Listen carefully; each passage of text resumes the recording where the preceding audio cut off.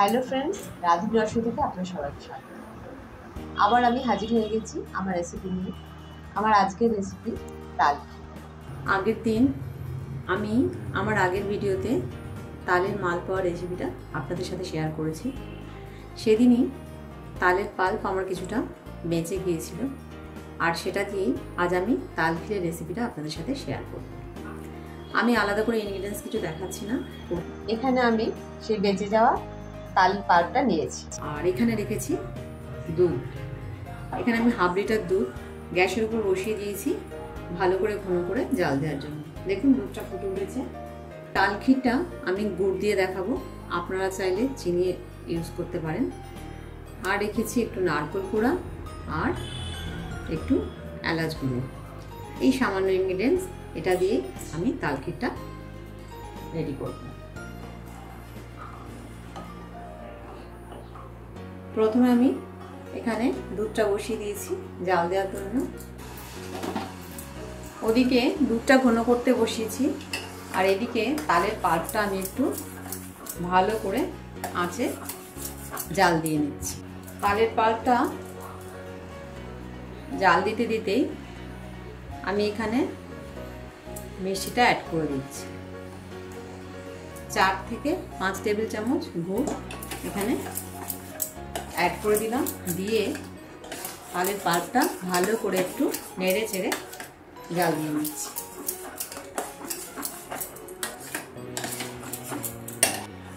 দুধটা কিন্তু আমাদের অনেকটাই কিন্তু ঘন হয়ে এসছে। যতটা দুধ বসিয়েছিলাম দেখতেই পাচ্ছেন অনেকটা দুধ কিন্তু ঘন হয়ে গেছে। মানে দুধটা খুব ভালো করে জাল হয়ে গেছে। দুধটা আমাদের ভালো করে জাল হয়ে গেছে। আমি দুধটা এবার নামিয়ে রাখছি। তালের পাল্পের কালারও কিন্তু চেঞ্জ হয়ে গেছে, মানে তালের পাল্পটাও খুব ভালো করে জাল দেওয়া হয়ে গেছে। এবার আমি এই তালের পাল্পটার মধ্যে নারকেল কোড়া দিয়ে দিচ্ছি।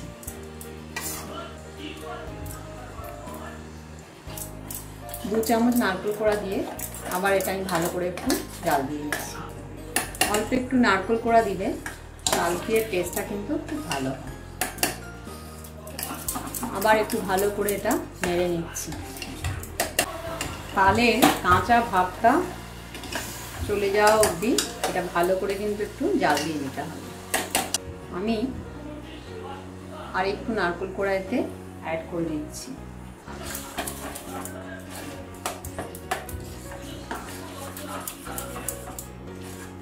কাঁচা তালের কালারটা কিন্তু অনেকটাই চেঞ্জ হয়ে গেছে।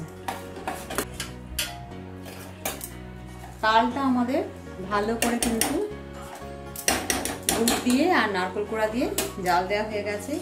এবার আমি এতে যে দুধটা ঘন করে রেখেছি এই দুধটা অ্যাড করে দেবো।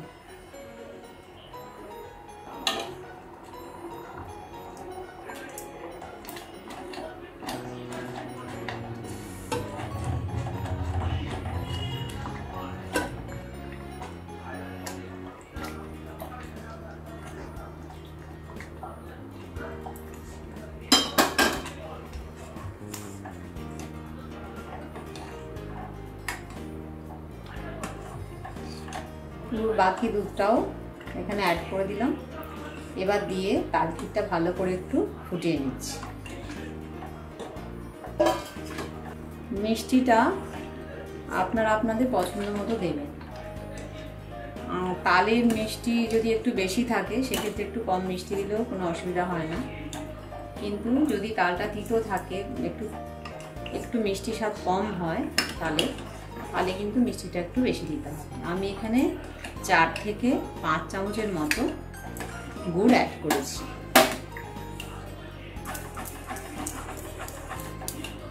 তাল ক্ষীরটা দেখুন ঘন হয়ে গেছে। তাল ক্ষীর কিন্তু আমাদের একদম রেডি হয়ে গেছে। এবার আমি গ্যাসের ফ্লেমটা অফ করে দিলাম। এটা কিন্তু খেতে অসাধারণ হয়। আমি ওপর থেকে এই ছোট এলাচ একটু গুঁড়ো করে রেখেছি, এটা একটু দিয়ে দিলাম। এই ছোট এলাচের গুঁড়ো দিলে তাল ক্ষীরের গন্ধটা কিন্তু খুব ভালো হয়।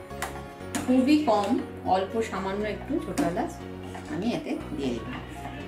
খুব টেস্টি তাল ক্ষীর কিন্তু আমাদের একদম রেডি। এবার আমি একটা ঠান্ডা করে সার্ভ করে দিচ্ছি।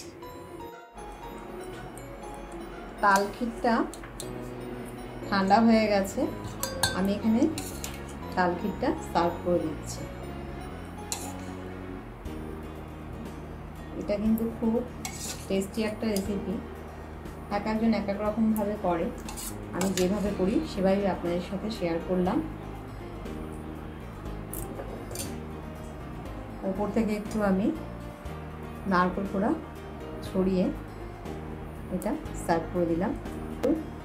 খুব টেস্টি তাল ক্ষীর আমাদের তৈরি হয়ে গেল। অবশ্যই একবার এইভাবে ট্রাই করে দেখতে পারেন।